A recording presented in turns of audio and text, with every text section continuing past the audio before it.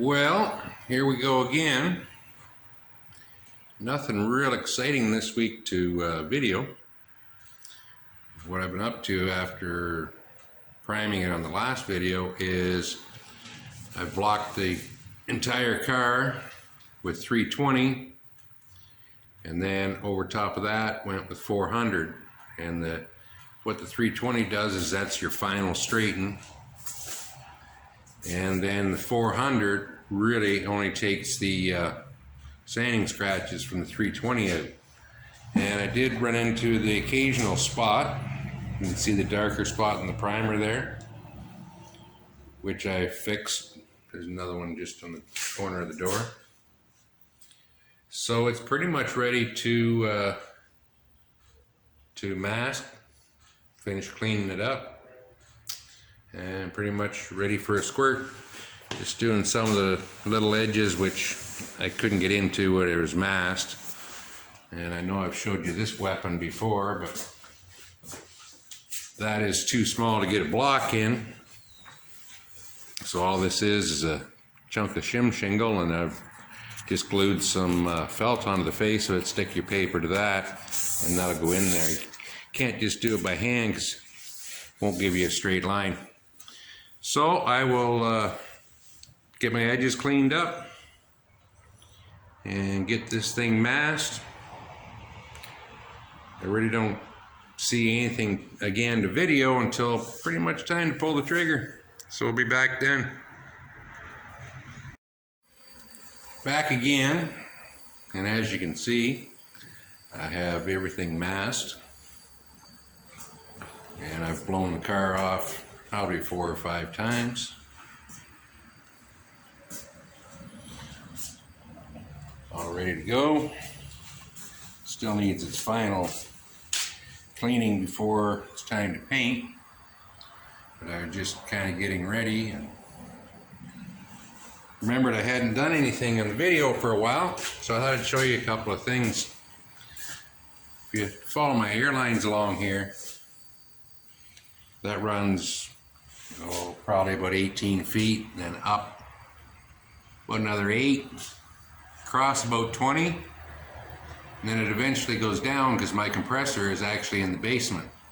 So it goes down another, probably 15 feet, something like that. But the advantage to that is what it does is it gives the air plenty of time to cool. And also you'll notice that I've put a drop in here as if it was on a gas line. And what that does is it collects a lot of the moisture out of the air. And then follow it along. Got my dryers, and this is just a pre-dryer. Not much in it today. And the second one is a Desket dryer, and you can see that kind of pink color. Once those beads turn white, then they're full of water, so it's time to change them.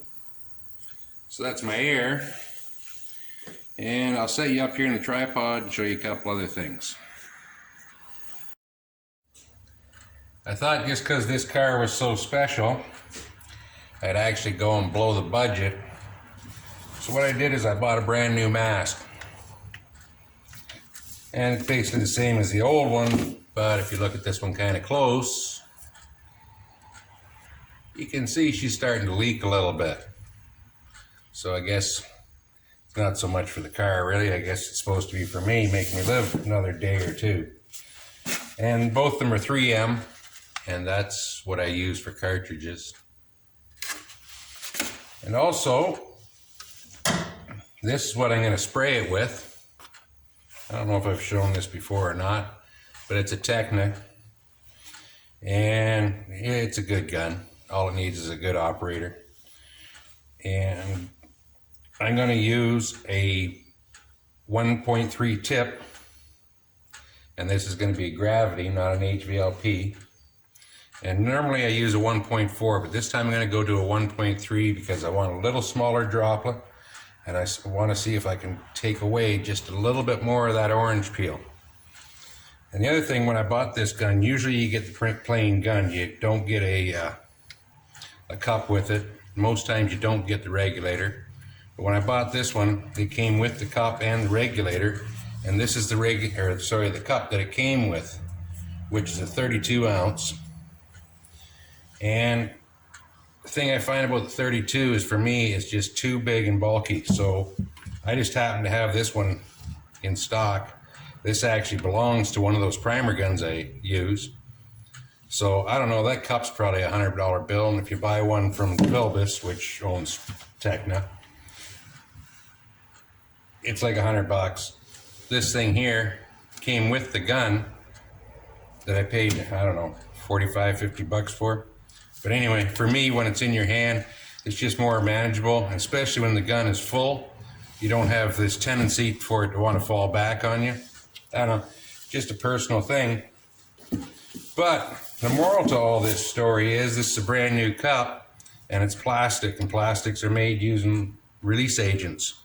So, I don't know, an hour ago, and this is Saturday, by the way, Saturday afternoon, I threw some reducer into the cup just so I could splash it around every now and then. And when I picked up the gallon of reducer, there might be a quart or just a little better in there. Well, when you mix base coat, you mix it 1-to-1 with reducer. Quart isn't going to get me around this car. So what I'm really saying is, I'm not spraying it today. So I guess that'll conclude this video, and guess we'll see what happens when Monday comes around. Till then, thanks for watching. We'll catch you later.